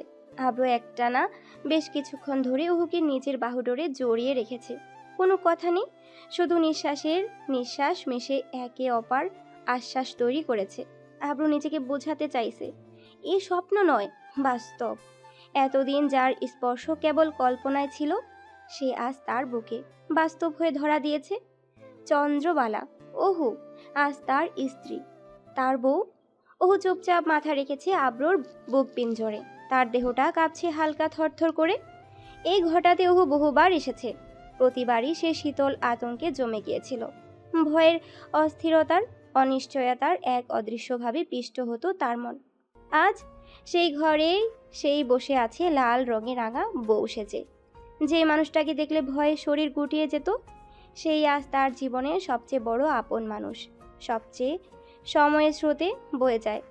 কিছুটা সময় পেরিয়ে ওহু ধীরে ধীরে মাথা তুলে আব্রুর বুক থেকে। চোখ পিট পিট করে চেয়ে থাকে তার দিকে। কপালে পড়া টিকলি এক পাশে হেলে পড়েছে। তার মনেও দ্বিধা। কাপা ঠোঁটে নিঃশব্দে বলে ওঠে ওহু, আচ্ছা একটা কথা বলবো আব্রু ভাই? শব্দটা যেন ছুরি হয়ে বিঁধে যায় মুহূর্তে। আব্রু ভাই কানে যেতেই আব্রু কপালে এক হাত চাপড়ালো নিজেই। ওহু যেন বুঝতেই পারেনি, মুখ ফসকে ঘি বেরিয়ে গেছে। সঙ্গে সঙ্গে নিজের জিভে কামড় দিয়ে মাথা নিচু করে ফিসফিসিয়ে বলল, সরি, মুখ ফসকে বেরিয়ে গেছে। আব্রোর চোখে তবু তীব্রতা নেই, কণ্ঠে এক আশ্চর্য কোমলতা মিশে। আচ্ছা, সমস্যা নেই, তবে পরবর্তীতে মনে থাকে যেন। এখন বলো, কি বলতে চেয়েছিলে? ওহু একটু সংকোচে পড়ে গেল, চোখ তুলে ধীরে ধীরে বলল, আপনি হঠাৎ তুমি করে বললে কেমন যেন লাগে, আমার অস্বস্তিতে পড়ে যাই। চাইলে তুই করেও বলতে পারেন আগের মতো আমাকে, আমি কিছু মনে করব না। আব্রু খানিকক্ষণ স্থির দৃষ্টিতে চেয়ে রইল ওহুর দিকে। হঠাৎ এক চুম্বুকের টানে এগিয়ে এলো আরও কাছে, এক হাত বাড়িয়ে আলতো করে ছুঁয়ে দিল ওহুর চোয়াল। গলায় কুয়াশার মতো কোমলতা জমে আওড়ালো। জানো তো এখন তুমি আমার কি? ওহু নিচু গলায় লাজে লুকিয়ে ফিসফিসিয়ে বলে, জানি, আপনার স্ত্রী। এই কথাটুকু বলে ওহু নিজেই গুমড়ে উঠল, লজ্জায় চোখ নামিয়ে নিল। আব্রোর চোখে হাসির খেলে গেল, কিন্তু মুখে গম্ভীর্য। প্রশ্ন ছুড়ল, আর আগে কি ছিলে? কাজিন বোন। তফাৎটা এখানেই চন্দ্রা। তফাৎ? কি তফাৎ? আব্রু গম্ভীর স্বরে বলে ছুড়ল, আমার স্ত্রীকে আমি সম্মান দেব, এটা আমার কর্তব্য। তুমি শব্দটা যতটা প্রিয়, তুই শব্দটা ঠিক ততটাই বেমানান এখন। বিয়ের আগ পর্যন্ত হয়তো ঠিক ছিল, কিন্তু আজ তুমি আমার স্ত্রী, আমার শরীরের অর্ধেক অঙ্গ। তাই আমি তোমায় আজ থেকে আমৃত্যু তুমি বলেই ডাকবো, সম্মানে, ভালোবাসায়, মর্যাদায়। কারণ তুমি আজ থেকে শুধু একজন নারী নও, তুমি আমার অঙ্গ, আমার আত্মা, আমার প্রার্থনা, আমার সুখ দুঃখের সমান অংশীদার। তারপর একটু থেমে আব্রু এক নিঃশ্বাসে বলল পুনরায়, আমার বিশ্বাস, দায়িত্ব, ভালোবাসা সবটুকু তোমার। আর তোমার সব কষ্ট, অভিমান, দুঃখ, ঘৃণা সবটুকু শুধুই আমার। কারণ এখন আমরা একে অন্যের মধ্যে বিলীন। তুমি আমার চন্দ্রাবালা, আমার, বুঝলে, শুধুই আমার। ওহু স্থির হয়ে দাঁড়িয়ে রইল। এ কথা শুনে কিছুটা বিভ্রান্ত, কিছুটা বিস্ময়ে নিমজ্জিত। তার দৃষ্টি আটকে আব্রুর মুখে, চোখে এক অপার ভালোবাসার দীপ্তি। ওহু নিজে নিজেই ভেবে বসল, কতটা ভালোবাসলে একজন ছেলে সবার সামনে তার ভালোবাসার মানুষটিকে জড়িয়ে ধরে কাঁদতে পারে বিয়ের আসরে। কতটা ভালোবাসলে তাকে পাওয়ার জন্য বাপ ছেলের সম্পর্ক ছিন্ন বিচ্ছিন্ন হওয়ার হুমকিতেও সে সম্মতি জানায়। এই কথা নিজে নিজে ভাবতেই ওহুর হৃদয় কেঁপে উঠেছিল, হারিয়ে গিয়েছিল এক ঘোর লাগা অনুভূতির ভেতর। চোখ খুলে দেখল আব্রু হাঁটু গেড়ে বসে আছে, চারপাশে ছিটানো গোলাপ ফুল, পরনে সাদা হাফ হাতা শার্টটা দেহে আষ্টে পিষ্টে হয়ে আছে, গেঞ্জির কাপড় পুড়ে ফুটে উঠেছে, আন্ডারগার্ড চুলগুলো কপালে এলোমেলো হয়ে পড়েছে। ওহু হঠাৎ এক মুহূর্তের জন্য আবার প্রেমে পড়ে গেল এই শ্যাম পুরুষের, কিন্তু এবার ভালোবাসার সেই রূপটা আরও পবিত্র, আরও গভীর। ঠিক তখনই আব্রু কোমরের পেছন থেকে একটা ছোট্ট লাল বক্স বের করলো। ওহু বিস্ময়ে মুখে হাত চেপে ধরল, নিঃশ্বাস ঘন হয়ে আসছিল তার। চারপাশে জ্বলছিল কয়েকটি মোমবাতি, তার আলোয় রুদ্ধ শীতের হাওয়ায় সাদা পর্দাগুলো ধীরে ধীরে দুলছিল, যেন কোনো অদৃশ্য সুরের তালে নৃত্য করছে সেই মোমবাতির আলো আর ছায়া ঘিরে। মুহূর্তেই আব্রু বক্সটা খুলে ধরলো তার সামনে। ওহু দেখে ভেতরে রাখা একটা হীরার নথ, নাকের অলংকার, ঠিক সেই নথ এটা যা সে একদিন শিফা আপুর বিয়ের শপিংয়ে গিয়ে এক দোকানে দেখে পছন্দ করেছিল। আব্রু তখন হালকা হেসে বলল, কি ভাবছো? এই নাকফুল এতদিন পর আমার কাছে এলো কি করে? তুমি কি ভেবেছিলে তুমি আমার চোখের সামনে কিছু পছন্দ করবে আর আমি সেটা কেন অন্য কারোর জন্য রেখে আসবো? তোমরা শপিং মল থেকে বেরিয়ে যাওয়ার পরই আমি ফিরে গিয়েছিলাম সেই দোকানে আবার, আর সেই মুহূর্তে তোমার পছন্দটা আমার বুক পকেটের অমূল্য ধনে পরিণত করলাম। ওহুর চোখ ভিজে ওঠে। আব্রু পুনরায় আবার বলে ওঠে, তবে এটুকু না, আরও একটা চমক আছে। বলেই আব্রু পকেট থেকে আরেকটা লাল রঙের বক্স বের করলো। ছোট্ট, কিন্তু হয়তো ভারী এক প্রতিশ্রুতির বহন করে আছে এই বক্সের ভিতর। আব্রু ধীরে ধীরে খুলে ধরলো বক্সটা, আর মুহূর্তেই তা যেন আলো ছড়িয়ে দিল চারপাশে। একটা হীরের আংটি, অর্ধচাঁদ আকৃতির, প্রতিটি হীরা ঝলঝল করছে মোমবাতির আলোয়। ও মুহূর্তেই মুখ চেপে ধরল দুহাত দিয়ে বিস্ময়ে। আব্রু কোমল কণ্ঠে বলল মৃদু স্বরে, তুমি আমার চন্দ্রাবালা, আমার ব্যক্তিগত চাঁদ, তুমি আমার দেহের অর্ধেক অঙ্গ। তাই সেই সম্মিলিত অস্তিত্বের জন্য তোমায় দিলাম এই অর্ধচাঁদের হীরের আংটি। তারপর আব্রু এক হাত বাড়িয়ে দিল। ওহু কাঁপছে, তার ছোট্ট শরীরটা থরথর করছে, তবুও সে কাঁপা কাঁপা হাতে হাত বাড়িয়ে গুজে দিল। আব্রু মুচকি হেসে ওহুর হাতে সেই আংটিটা পরিয়ে দিতে থাকলো সতর্ক স্নেহ ভরা স্পর্শে। সঙ্গে সংলাপ বুনল, তোমার অশ্রু আমার মৃত্যু, তোমার কাঁধ আমার ভরসা, তোমার আখি আমার প্রতিচ্ছবি, তোমার বুক পিঞ্জর আমার বালিশ, তোমার ভালোবাসা আমার দুর্বলতা, তোমার হাসি আমার হৃদয় স্পন্দন। ওহু বাকরুদ্ধ, কণ্ঠে কাটার মতো আটকে গেছে সব শব্দ। শরীরটা হঠাৎই হিম হয়ে আসে, কাঁপুনি মাত্রা ছুঁয়ে যায় আকাশ পান। চোখের কোণে বিষময়ের ছায়া। আর আব্রু আব্রু দাঁড়িয়ে ঠোঁটের কোণে এক ফোঁটা নিঃশব্দ হাসিতে মিশে।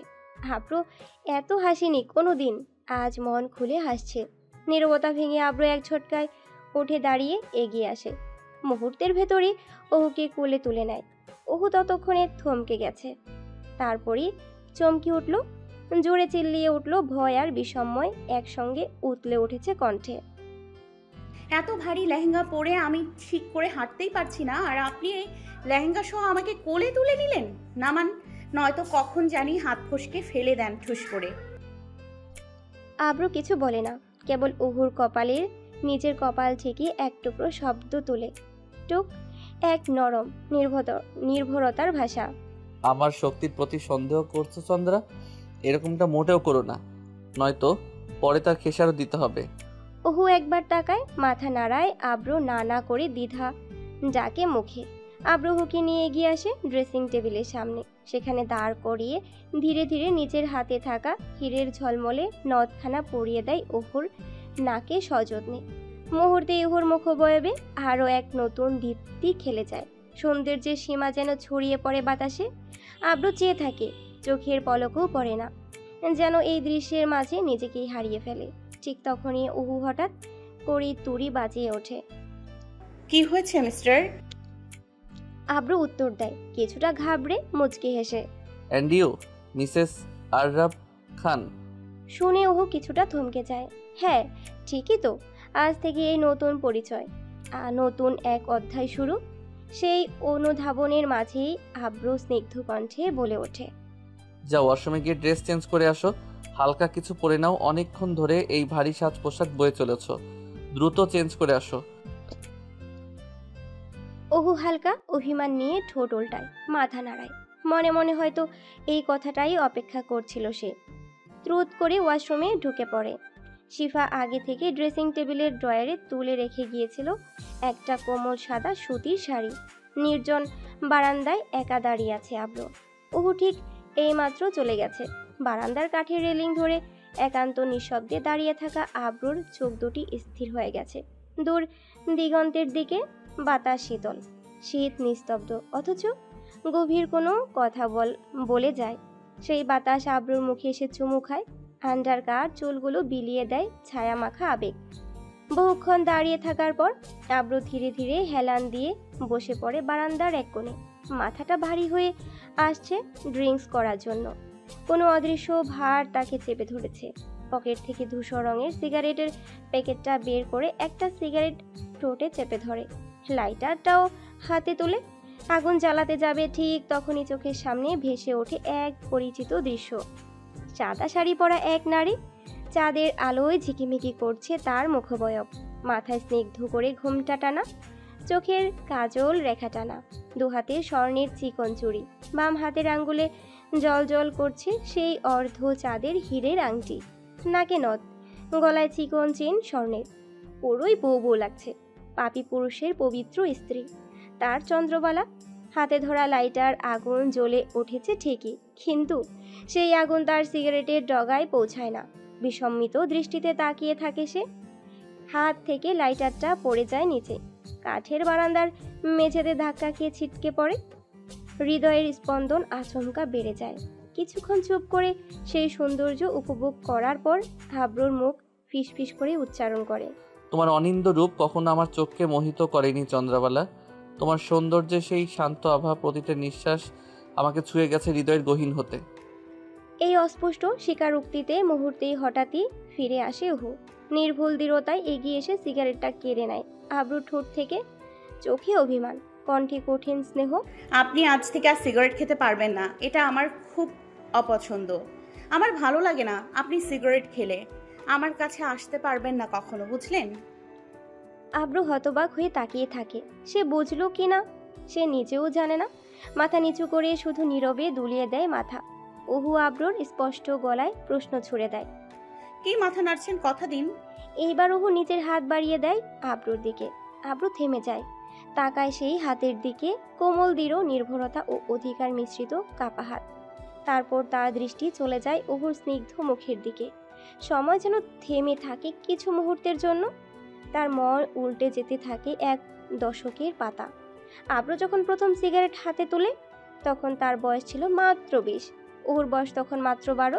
সেই রাত, সেই বিভীষিকাময় রাত, যখন অহু তার দিকে তাকিয়ে শুধু একটি মাত্র বাক্য বলেছিল, কে আপনি?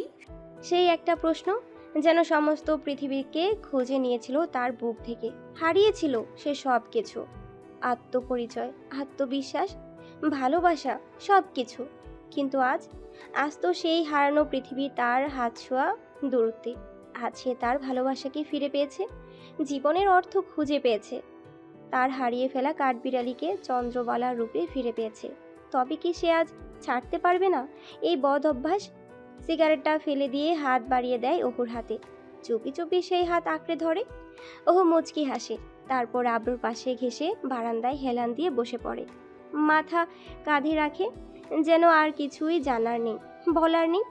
শুধু দুজন মানুষের নিঃশব্দ ভালোবাসা মিশে যায় এক শীতল বাতাসে, এক নির্জন বারান্দায়, যেখানে লাইটারের ছিটকে পড়া আগুনটা নিভে গেছে অনেক আগেই। তবে হৃদয়ের আগুন তখনও জ্বলছে, অথচ অদৃশ্য, অমোঘ। হালকা বাতাসে বারান্দার পর্দা দুলে উঠেছে মাঝে মধ্যে, আর সেই নিস্তব্ধতাকে ভেঙে উহুর ঠোঁট থেকে ঝরে পড়ল একটা মাত্র শব্দ, শুনছেন? এরপর কিছুটা সময় চুপচাপ কেটে যায়। তারপর হঠাৎ জিজ্ঞেস করলো গলায় অদ্ভুত এক কণ্ঠ মিশিয়ে, এই বারান্দা থেকে কি আব্বুর কবর দেখা যায়? আব্রু একটু থেমে চোখ নামিয়ে শান্তভাবে উত্তর দিল, না। ওহু মাথা নিচু করে একরাশ বিষণ্ণতা নিয়ে বলল, একটা মেয়ের জীবনের সবচেয়ে গুরুত্বপূর্ণ মুহূর্ততে তার বাবা যখন পাশে থাকে না, তখন কেমন লাগে সেটা শুধু একটা মেয়েই জানে। তোমার বাবা তো এই পৃথিবীতে নেই, কিন্তু আমার বাবা তো পৃথিবী থেকেও আমার কাছে নেই। এই অনুভূতি তুমি কিভাবে ব্যাখ্যা দিবে? কণ্ঠে এক অদ্ভুত কষ্টের রেশ। জানি না, এই উত্তর আমার কাছে নেই। আচ্ছা বড় চাচা আপনার উপর এত রেগে আছেন কেন? কেমন করেছিলেন আপনি, যার জন্য চাচিকে কথা শুনিয়েছিলেন চাচা এতটা? আব্রু এক পলক তাকালো ওহুর দিকে, চোখে একরাশ জটিলতা, ভেতর থেকে কিছু যেন দুঃসহ ভারে জমে আছে। তারপর মুখ ফিরিয়ে চোয়াল ছুঁয়ে কাপা গলায় বলল, কিছু জিনিস না জানাই ভালো চন্দ্রা, সব জানতে নেই। ওহু মৃদু মাথা দোলালো, কিন্তু প্রশ্ন ছুটতেই থাকলো, কাল আপনি সত্যি এই মহল ছেড়ে চলে যাবেন? আব্রু চোখ মেলে তাকালো দূরের দিকে, যেন সময়ের এক অচেনা পাথরের দিকে চেয়ে আছে সে। গলা ভার করে বলল, অবশ্যই। এত কিছুর পর কি তোমার মনে হয় আমি আর এই বাড়িতে থাকতে পারবো? কি? ওহু কাতর কণ্ঠে বলল, বড় চাচাকে গিয়ে আপনি একটু বুঝিয়ে বললেই তো হয়, ওনার রাগ কমে যায়, উনি মেনে নেবেন আমাদের। আব্রু এবার দৃঢ় কণ্ঠে উত্তর দিল, আমাদের নয়, আমাকে। বাবা তোমার উপর কোনো রাগ করে নেই। কাল সকালে আমরা বেরিয়ে যাব। আমি অ্যালার্ম দিয়ে রেখেছি, যদি না উঠতে পারি তুমি জাগাইয়া দিও। সকালে তৈরি থেকো। ওহু অভিমানী মুখে মাথা দুলালো, কিন্তু কিছু বলল না। চোখে ধরা পড়ল একরাশ অনিশ্চয়তা, আর মনের গভীরে জমে থাকা এক ঝড়ের পূর্বাভাস। আব্রু চুপচাপ তাকিয়ে রইল তার দিকে। কিছুক্ষণের জন্য যেন সময় থেমে গেল। চোয়াল ছুঁয়ে থাকা হাতটা ধীরে ধীরে নেমে এলো। ওহুর ঠোঁট তখন কাঁপছে, মনে হচ্ছিল কিছু বলতে চায়, কিন্তু বলা হয়ে ওঠে না। ঠিক তখনই আব্রু এগিয়ে এসে নিচের ঠোঁট চেপে ধরল ওহুর কোমল ঠোঁটের গভীর হয়ে। মুহূর্তেই থেমে গেল সব শব্দ, বাতাস থেমে গেল, সময় যেন স্থবির হয়ে দাঁড়ালো। চোয়াল ছুঁয়ে রাখা হাত দুটি এবার ধীরে ধীরে উঠে এসে জড়িয়ে ধরল ওহুর ঘাড়। ওহু চোখ মুখ শক্ত করে ফেলল, যেন নিজেকে লুকাতে চাইছে, কোথাও হারিয়ে যেতে চাইছে। বেশ কিছুক্ষণ পর হঠাৎ আব্রু সরে গেল, মুখ ফিরিয়ে অন্যদিকে তাকালো, যেন নিজেকেই ভয় পাচ্ছে সে। দ্রুত শ্বাস নিতে নিতে কণ্ঠ ভার করে বলল, আমি নিয়ন্ত্রণহীন হয়ে পড়েছি চন্দ্রা, নিজেকে সামলাও, নয়তো আমি বেসামাল হয়ে যাব। ওহু চুপচাপ করে বসে রইল, তার হৃদয়ে তখন চলছে হাজারো অনুরণ। বেশ কিছুক্ষণ পর পরিবেশ একটু শান্ত হলে সে ধীরে ধীরে আব্রুর কাঁধে মাথা রাখলো। সেই চিরচেনা স্বরে আবদার মিশিয়ে বলল, একটা ছোট্ট বেলার একটা গল্প বললেন না আমাদের নিয়ে? মধ্যরাতের নিঃসঙ্গতায় কথার মালা গেঁথে আব্র বলতে শুরু করলো তাদের ফেলে আসা শৈশবের কথা। ভিজে বর্ষার দিনের পুকুর ঘাটে সবাই মিলে বড়শি ফেলে মাছ ধরার আনন্দ। সেই সব দুপুরবেলা যেন এখনো স্পষ্ট ভেসে ওঠে চোখের সামনে। ঘাটের ধারে জমে থাকা কাদায় পা ডুবিয়ে দাঁড়িয়ে থাকা, পানিতে ছায়া ফেলা গাছগুলো নিচে টুপটাপ বৃষ্টির ছন্দে অপেক্ষা করত তারা একটা টান লাগবে বলে। মহলের বাগানে তখন জুলাবাতি খেলার ধুম, ছোট ছোট হাতে ছোট চলা, হাসির রোল সব মিলিয়ে সে এক রূপকথার সময়। দুপুর গড়িয়ে সন্ধ্যায় সবাই মিলে শুকনো কাঠ জোড়া করে মাটির চুলায় রান্না হতো খিচুড়ি, মাঝে মাঝে ভাজা ইলিশ কিংবা সাদামাটা ডাল ভাত। তবুও সে খাবারে এক অদ্ভুত আত্মার তৃপ্তি। আর দিন শেষে আলোর ঝলকে ভরপুর উঠোনে সবাই একসাথে বসে খেত। মাটির থালায় ভাগাভাগি করে নেওয়া হতো ভালোবাসা। সব স্মৃতির ডালি খুলে বলতে বলতে আব্র একসময় থেমে গেল। আব্র তাকালো ওহুর দিকে। তার নিস্পন্দন মুখখানি এক অনিন্দ সৌন্দর্যের শান্তিতে ঢাকা। গভীর ঘুমে আচ্ছন্ন ওহু, ললাটে ধরে কিছু চুল এসে পড়েছে এলোমেলোভাবে, শুকনো বাতাসে দোল খাচ্ছে। সেই দৃশ্য দেখে আব্রুর ঠোঁটে ফুটে উঠল এক মুচকি হাসি। নির্জনতায় এক টুকরো প্রশান্তির আলো জ্বলে উঠল। তারপর আব্র ধীরে ধীরে গেয়ে উঠল গলায় মিশে থাকা একরাশ আবেগ। জড়াইয়া মায়ার ডোরে বান্ধিয়া পিড়িতে মোর, খেলাইও না হৃদয়টারে লইয়া। এতটুকু বলে আব্র ওহুর একটুখানি হাত নিজের বাম পাঁজরে চেপে ধরল, যেন চিরদিনের জন্য আপন করে রাখতে চায় তাকে। তারপর গুনগুন করে সুর ধরল, গলা গভীর অনুভবে মোড়া। এগো হাতে ধইরা ছাইরো না হাত সামনে আগাইয়া, হাতে ধইরা ছাইরো না হাত সামনে আগাইয়া, ছড়িয়া যাইও না বন্ধু মায়া লাগাইয়া, জীবন খাতায় প্রেম কলঙ্কের দাগ লাগাইয়া, ছাড়িয়া যাইও না বন্ধু মায়া লাগাই না, ছাড়িয়া যাইও না বন্ধু মায়া লাগাইয়া। এইরূপ গেয়ে গেয়ে সময় কেটে যায় নিঃশব্দে। রাত যখন প্রায় 3টে, তখন আব্র নিঃশব্দে ওহুকে কোলে তুলে নেয়। পরম মমতায় ঘরের ভেতর নিয়ে এসে ফুল সজ্জিত বিছানায় শুয়ে দেয় তাকে। স্নেহভরা চুমু একবার বসিয়ে দেয় কপালে। মুহূর্তটা যেন সময়ের গায়ে এক নরম আলতো ছোঁয়ার বরণ করে নেয়। তারপর অজু করে তাহাজ্জুদের নামাজে দাঁড়ায় আব্র। এই নামাজ যা মানুষ সাধারণত মনের গভীর বাসনা নিয়ে পড়ে, আজ সেখানে আব্র হৃদয় কেবল কৃতজ্ঞতায় ভরে ওঠে। আল্লাহর কাছে সেজদায় পড়ে আব্র বলে ওঠে, শুকর আলহামদুলিল্লাহ, এত কিছু পেয়েছি আর কিছু চাই না আমার। নামাজ শেষে বারান্দায় এসে হেলান দিয়ে বসে পড়ে আব্র। মাথার উপরে তারা ভরা আকাশ, চারপাশে নিঃশব্দ নিশতি, আর ঘরের ভেতর ফুলের গ্রানে মোড়ানো বিছানায় শুয়ে আছে ওহু। ভালোবাসা নিঃশব্দ সবচেয়ে গাঢ় নিদর্শন হয়ে। কি সুন্দর ফুলসজ্জা রাত কাটালো তাদের। রাত গভীর হয়, অনুভূতিরা আরো গভীর হতো। আব্র চোখ বন্ধ করে, হৃদয়ে একটাই শব্দ প্রতিধ্বনিত হয় বারংবার, থেকো এইভাবে চন্দ্রবালা আমৃত্যু আমার সাথে জড়িয়ে। রাতের পর্ব শেষ করে ভোরের আলো ধীরে ধীরে আকাশে উঁকি দিতে শুরু করেছে। ঠান্ডা হাওয়ায় গায়ে লাগলো, সেটা যেন আরও অনুভবযোগ্য হয়ে ওঠে। দূর থেকে ভেসে আসে পাখিদের কুজন, কেউ বা ডেকে ওঠে একটানা, কেউ বা ছোট ছোট ছন্দে। এই জন্য প্রভাতের এক স্নিগ্ধ সঙ্গীত পাকপাকালির ডানায় ভর দিয়ে আকাশে উড়ে যায় অন্যের সন্ধানে। মহলি বিশাল বাগানের কোণে 2-1টি ফুল খোলার প্রস্তুতি নিচ্ছে। শীতের আঁচে জমে থাকা পাপড়িগুলো যেন ভোরের কোমল রোদের অপেক্ষায়। কেউ কেউ নামাজ ছেড়ে রাস্তায় বেরিয়েছে, হাতে তসবি, ঠোঁটে আলতো জিকির। শীতের সকালে সেই শান্ত মিষ্টি মুহূর্তে হঠাৎ করেই এক টুকরো যন্ত্র স্বরে ছেদ পড়ে ফুলসজ্জার বিছানার পাশে রাখা অ্যালার্ম ঘড়িটি। হঠাৎ করেই বেজে ওঠে। প্রথমে একটি শব্দ, তারপর দ্বিতীয়, তারপর তৃতীয়, একের পর এক। চোখের পাপড়ি ধীরে ধীরে কেঁপে ওঠে ওহুর। কিছু সময় পরে চোখের পাতা তলায় চঞ্চলতা আসে। হঠাৎ করেই যেন মস্তিষ্ক ঝাঁকি দিয়ে জেগে ওঠে। ধপ করে উঠে বসে পালঙ্কে, ঘড়ির দিকে তাকায়। সকাল 6টা 7 মিনিট। মুহূর্তেই মনে পড়ে যায় আব্র বলেছিল আজ যেতে হবে কোথাও, তৈরি থাকতে বলেছিল। আর এক মুহূর্ত দেরি না করে ওহু পালঙ্ক ছেড়ে উঠে পড়ে। দ্রুত হাতে গুছিয়ে নিতে থাকে লাগেজ।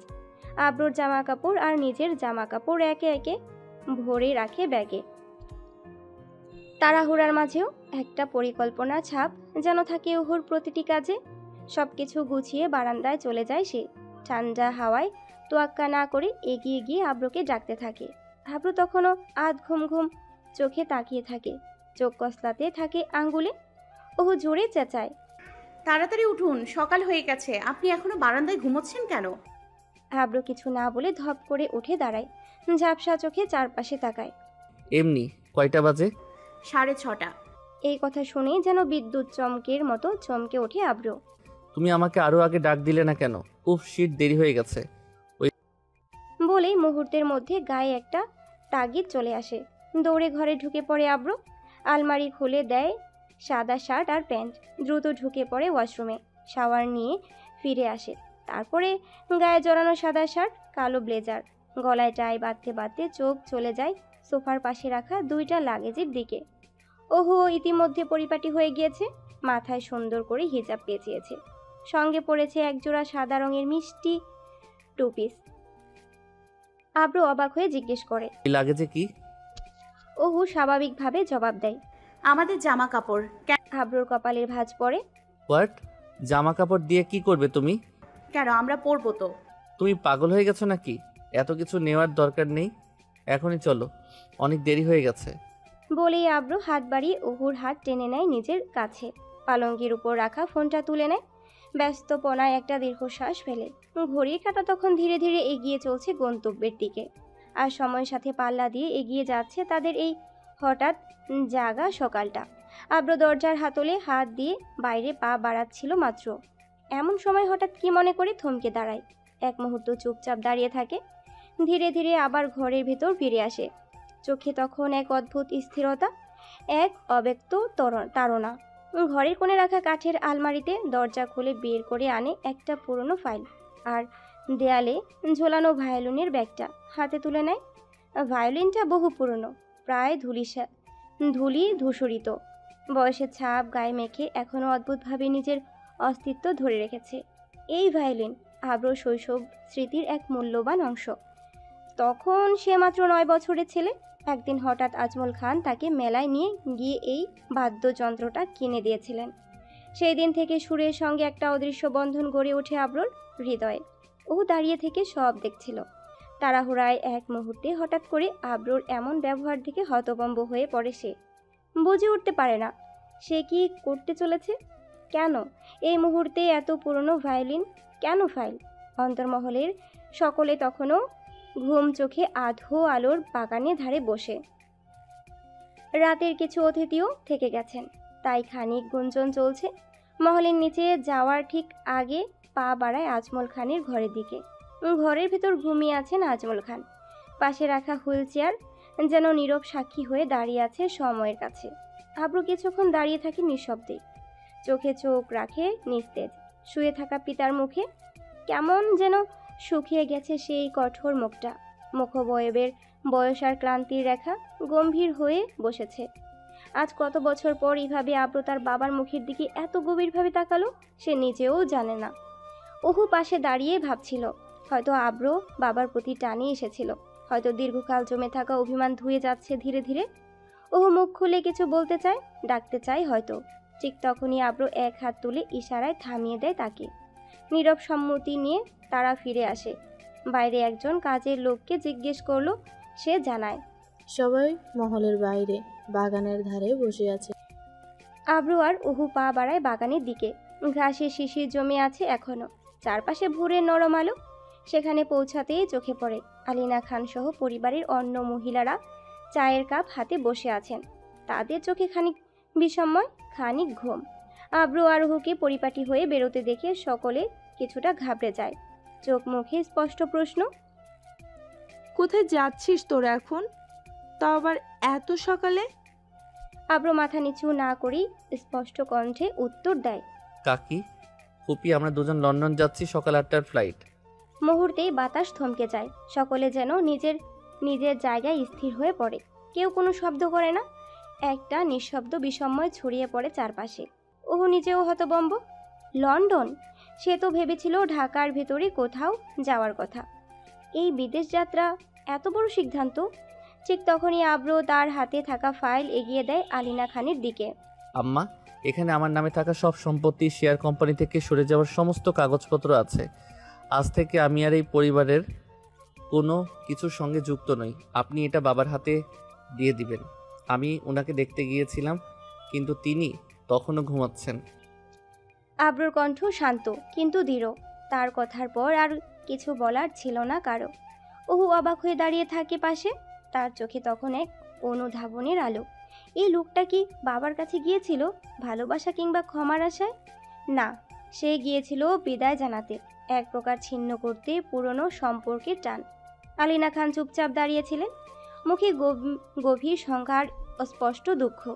তিনি হয়তো ভাবতেন সময়ের সঙ্গে সব ঠিক হয়ে যাবে, হয়তো আব্রু একদিন সব ভুলে ফিরে আসবে। কিন্তু না, এই মুহূর্তেই সেই সমস্ত আশার গায়ে চিরকালের জন্য প্যারেক ঠুকে দিল আব্রু। নিজেকে গুটিয়ে নিল পরিবারের কেন্দ্র থেকে, নিজের সব কিছু থেকে। বাতাসে এক চাপা বিষাদের বিষণ্ণতা। ঠিক এমন সময় ওহুর আম্মিজান যেন দুঃস্বপ্ন থেকে জেগে ওঠে তড়িঘড়ি এগিয়ে এলেন মেয়ের দিকে। মেয়েকে জড়িয়ে ধরলেন পরম মমতায়। বুকের গভীর থেকে যেন শত শত বছরের স্নেহ এক মুহূর্তে ঢেলে দিলেন। এক্ষুনি চলে যাবে আবরাম? কণ্ঠে জড়িয়ে আছে কাঁপন, চোখে জল। আব্রু দৃঢ় কণ্ঠে বলল, হ্যাঁ কাকিমা, দেরি হয়ে যাচ্ছে। আপনি কোনো চিন্তা করবেন না। ওহুকে আমি নিজের জীবন দিয়ে রক্ষা করব, যত্নে রাখবো, ভালো রাখবো। আমাকে বিশ্বাস করুন। আপনারা যখন খুশি আমাদের কাছে লন্ডন আসবেন। দরকার হলে আমি নিজে এসে নিয়ে যাব, কিন্তু এই মহলে আর এক মুহূর্ত নয়। আব্রুর চোখে দৃঢ়তা, কণ্ঠে প্রতিজ্ঞার গম্ভীরতা। চারপাশটা নীরব হয়ে এলো। তখনই সে ঘুরে তাকায়, দেখে আলিনা খান মুখ ফিরিয়ে চোখ মুছছেন। আব্রু ধীরে পায়ে গিয়ে জড়িয়ে ধরল মাকে। আম্মা, কাঁদবেন না, সব ঠিক হয়ে যাবে। আপনি কাঁদলে আমার বুকটা ছিঁড়ে যায়। ভাবুন তো আমি কেমন লাগবে। আলিনা খান কোনো কথা বলতে পারলেন না, শুধু মাথা নাড়িয়ে সন্তানের গালে হাত রেখে নিঃশব্দে আশীর্বাদ করলেন আর আওড়ালেন, আমি তোদের সঙ্গে যাব এয়ারপোর্ট পর্যন্ত। না আম্মা, আপনি গেলে বাড়ির সবাই সন্দেহ করবে। ওদের বলবেন আমরা হানিমুনে যাচ্ছি। এই মুহূর্তে কোনো ভুল হতে দেওয়া যাবে না। কত সহজে বললি। আব্রু আলিনা খানের কপালে একটি চুমু দিয়ে বিদায় জানায়। একে একে সবাইকে জড়িয়ে ধরে। আজমিন খানের স্ত্রীর দিকে তাকিয়ে আব্রু বলে ওঠে, আমি চলে যাচ্ছি। কাকাকে জানিয়ে দিলেন? আমি বলে যেতে পারিনি। কাকাকে জানিয়ে দিন, আমি বলে যেতে পারিনি। হয়তো উনি ঘুমাচ্ছেন। এদিকে ওহু এতক্ষণ নিজেকে সামলে রেখেছিল, হঠাৎ সব ধৈর্যের বাঁধ ভেঙে গেল। একে একে সবাইকে জড়িয়ে ধরে কাঁদছে সে। বিদায়ের আগে একটি আবদার করলো, আমি বাবার কবর দেখে যাব। সবাই চুপচাপ মাথা নাড়ালো। নিয়ে যাওয়া হলো আশফাক খানের কবরের পাশে। ওহু মায়ের মুখ গুজে হু হু করে কাঁদতে লাগলো, যেন পৃথিবীর সমস্ত কষ্ট ওই কান্নায় ভেসে যাচ্ছে। বিদায়ের ক্ষণ ঘনিয়ে এলো। শিফা, নিহা, আশফি সবাই তখন গভীর ঘুমে। ওহুর আম্মিজান চেয়েছিলেন তাদের ডেকে দিতে, কিন্তু আব্রু নিষেধ করলো, বলল, এখন যদি ওনার সঙ্গে দেখা হয় ওহু কাঁদতে শুরু করবে। সবার সামনে কাঁদলে পরিস্থিতি আরও কঠিন হয়ে যাবে। পরিশেষে বিদায় হলো। মহলের গেটের ঠিক আগ মুহূর্তে আলিনা খান নিজের গলা থেকে একটা সোনার চেন খুলে ওহুর গলায় পরিয়ে দিলেন। মেয়েকে বুকের মধ্যে চেপে ধরলেন। এক শেষ আশীর্বাদ। হঠাৎ গেটের বাহিরে গাড়ির হর্ন বেজে উঠল। সময় হয়ে গেছে। আব্রু ওহুর হাত ধরে গাড়ির দিকে এগিয়ে যায়। ওহু শেষবারের মতো ফিরে তাকায় তার নিজের ঘরের দিকে, বারান্দার দিকে। জানালার পর্দা হালকা বাতাসে দুলছে। সেই বারান্দা যেখানে বসে ওহু কত শত বিকেল, সন্ধ্যা, রাত কাটিয়েছে। এখন থেকে সেখানে হয়তো আর কেউ বসে থাকবে না। মহলের পুকুরঘাট, সেই বাগানের গন্ধ, ফুল তোলার ছুতোয় হাসাহাসি, সবই আজ থেকে শুধুই স্মৃতি। যেখানে তার শৈশব কেটেছে স্মৃতির খান মহল। আব্রু গাড়ি দরজা খুলে ওহুকে গাড়িতে বসিয়ে দেয়। কাজ নামিয়ে সে তাকিয়ে থাকে পেছনের মানুষগুলোর দিকে। সবাই হাত নাড়িয়ে বিদায় জানায়। বুকের ভিতরে জমে থাকা কষ্টটা সে চেপে ধরে রাখে। গাড়ি চলতে শুরু করলো। পেছনে হামজা শেখের গাড়ি, তার সঙ্গে রয়েছে আব্রুর অ্যাসিস্ট্যান্ট জায়ান, আরও কিছু সহকারী। গন্তব্য শাহজালাল আন্তর্জাতিক বিমানবন্দর। বিমানবন্দরে পৌঁছে হামজা শেখ থেকে পাসপোর্ট, ভিসা ও প্রয়োজনীয় কাগজপত্র গ্রহণ করে আব্রু। শেষবারের মতো সবাইকে বিদায় জানায়। তারপর দুজনে একসাথে চেক ইন করে বিমানে উঠে বসে। জানালার পাশে বসে ওহু বাইরে তাকিয়ে থাকে। বিমানের ডানা ধীরে ধীরে আকাশ ছুঁতে চায়। এক অধ্যায়ের সমাপ্তি, নতুন জীবনের সূচনা। ওহুর চোখে জল। সে জানে অতীতকে পেছনে ফেলে আজ সে যাচ্ছে এক নতুন ভবিষ্যতের দিকে, নিজের অধিপতি আবরার খান আব্রুর সঙ্গে, ভালোবাসার সঙ্গী হয়ে। আব্রু ফিরে যাচ্ছে সেই রক্তে রঞ্জিত লন্ডনের বুক ছিঁড়ে কালো আধারে মোড়ানো এক অশুভ প্রান্তরে। সেই জায়গা যেখানে অতীতে জন্ম নিয়েছিল অসংখ্য পাপ, এখন যেন তাকে আহ্বান জানায় আরও একবার, আরও গভীরে।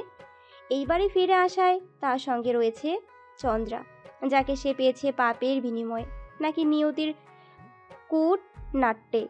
পাপী পুরুষ অবশেষে পূর্ণ করল তার আকাঙ্ক্ষা, কিন্তু এই পূর্ণতা কি তাকে মুক্তি দেবে, নাকি আরও গভীর নরকে টেনে নিয়ে যাবে? নতুন করে খুলে যাচ্ছে এক অন্ধকার অধ্যায়ের ধার। পুরনো পাপের ছায়ায় গড়ে উঠতে চলেছে এক নতুন কাহিনী। সেই কাহিনীর মুখ্য চরিত্র, যার পরিচয় ডাবল এ এক অনন্ত চক্র, পাপ, প্রেম আর প্রতারণা।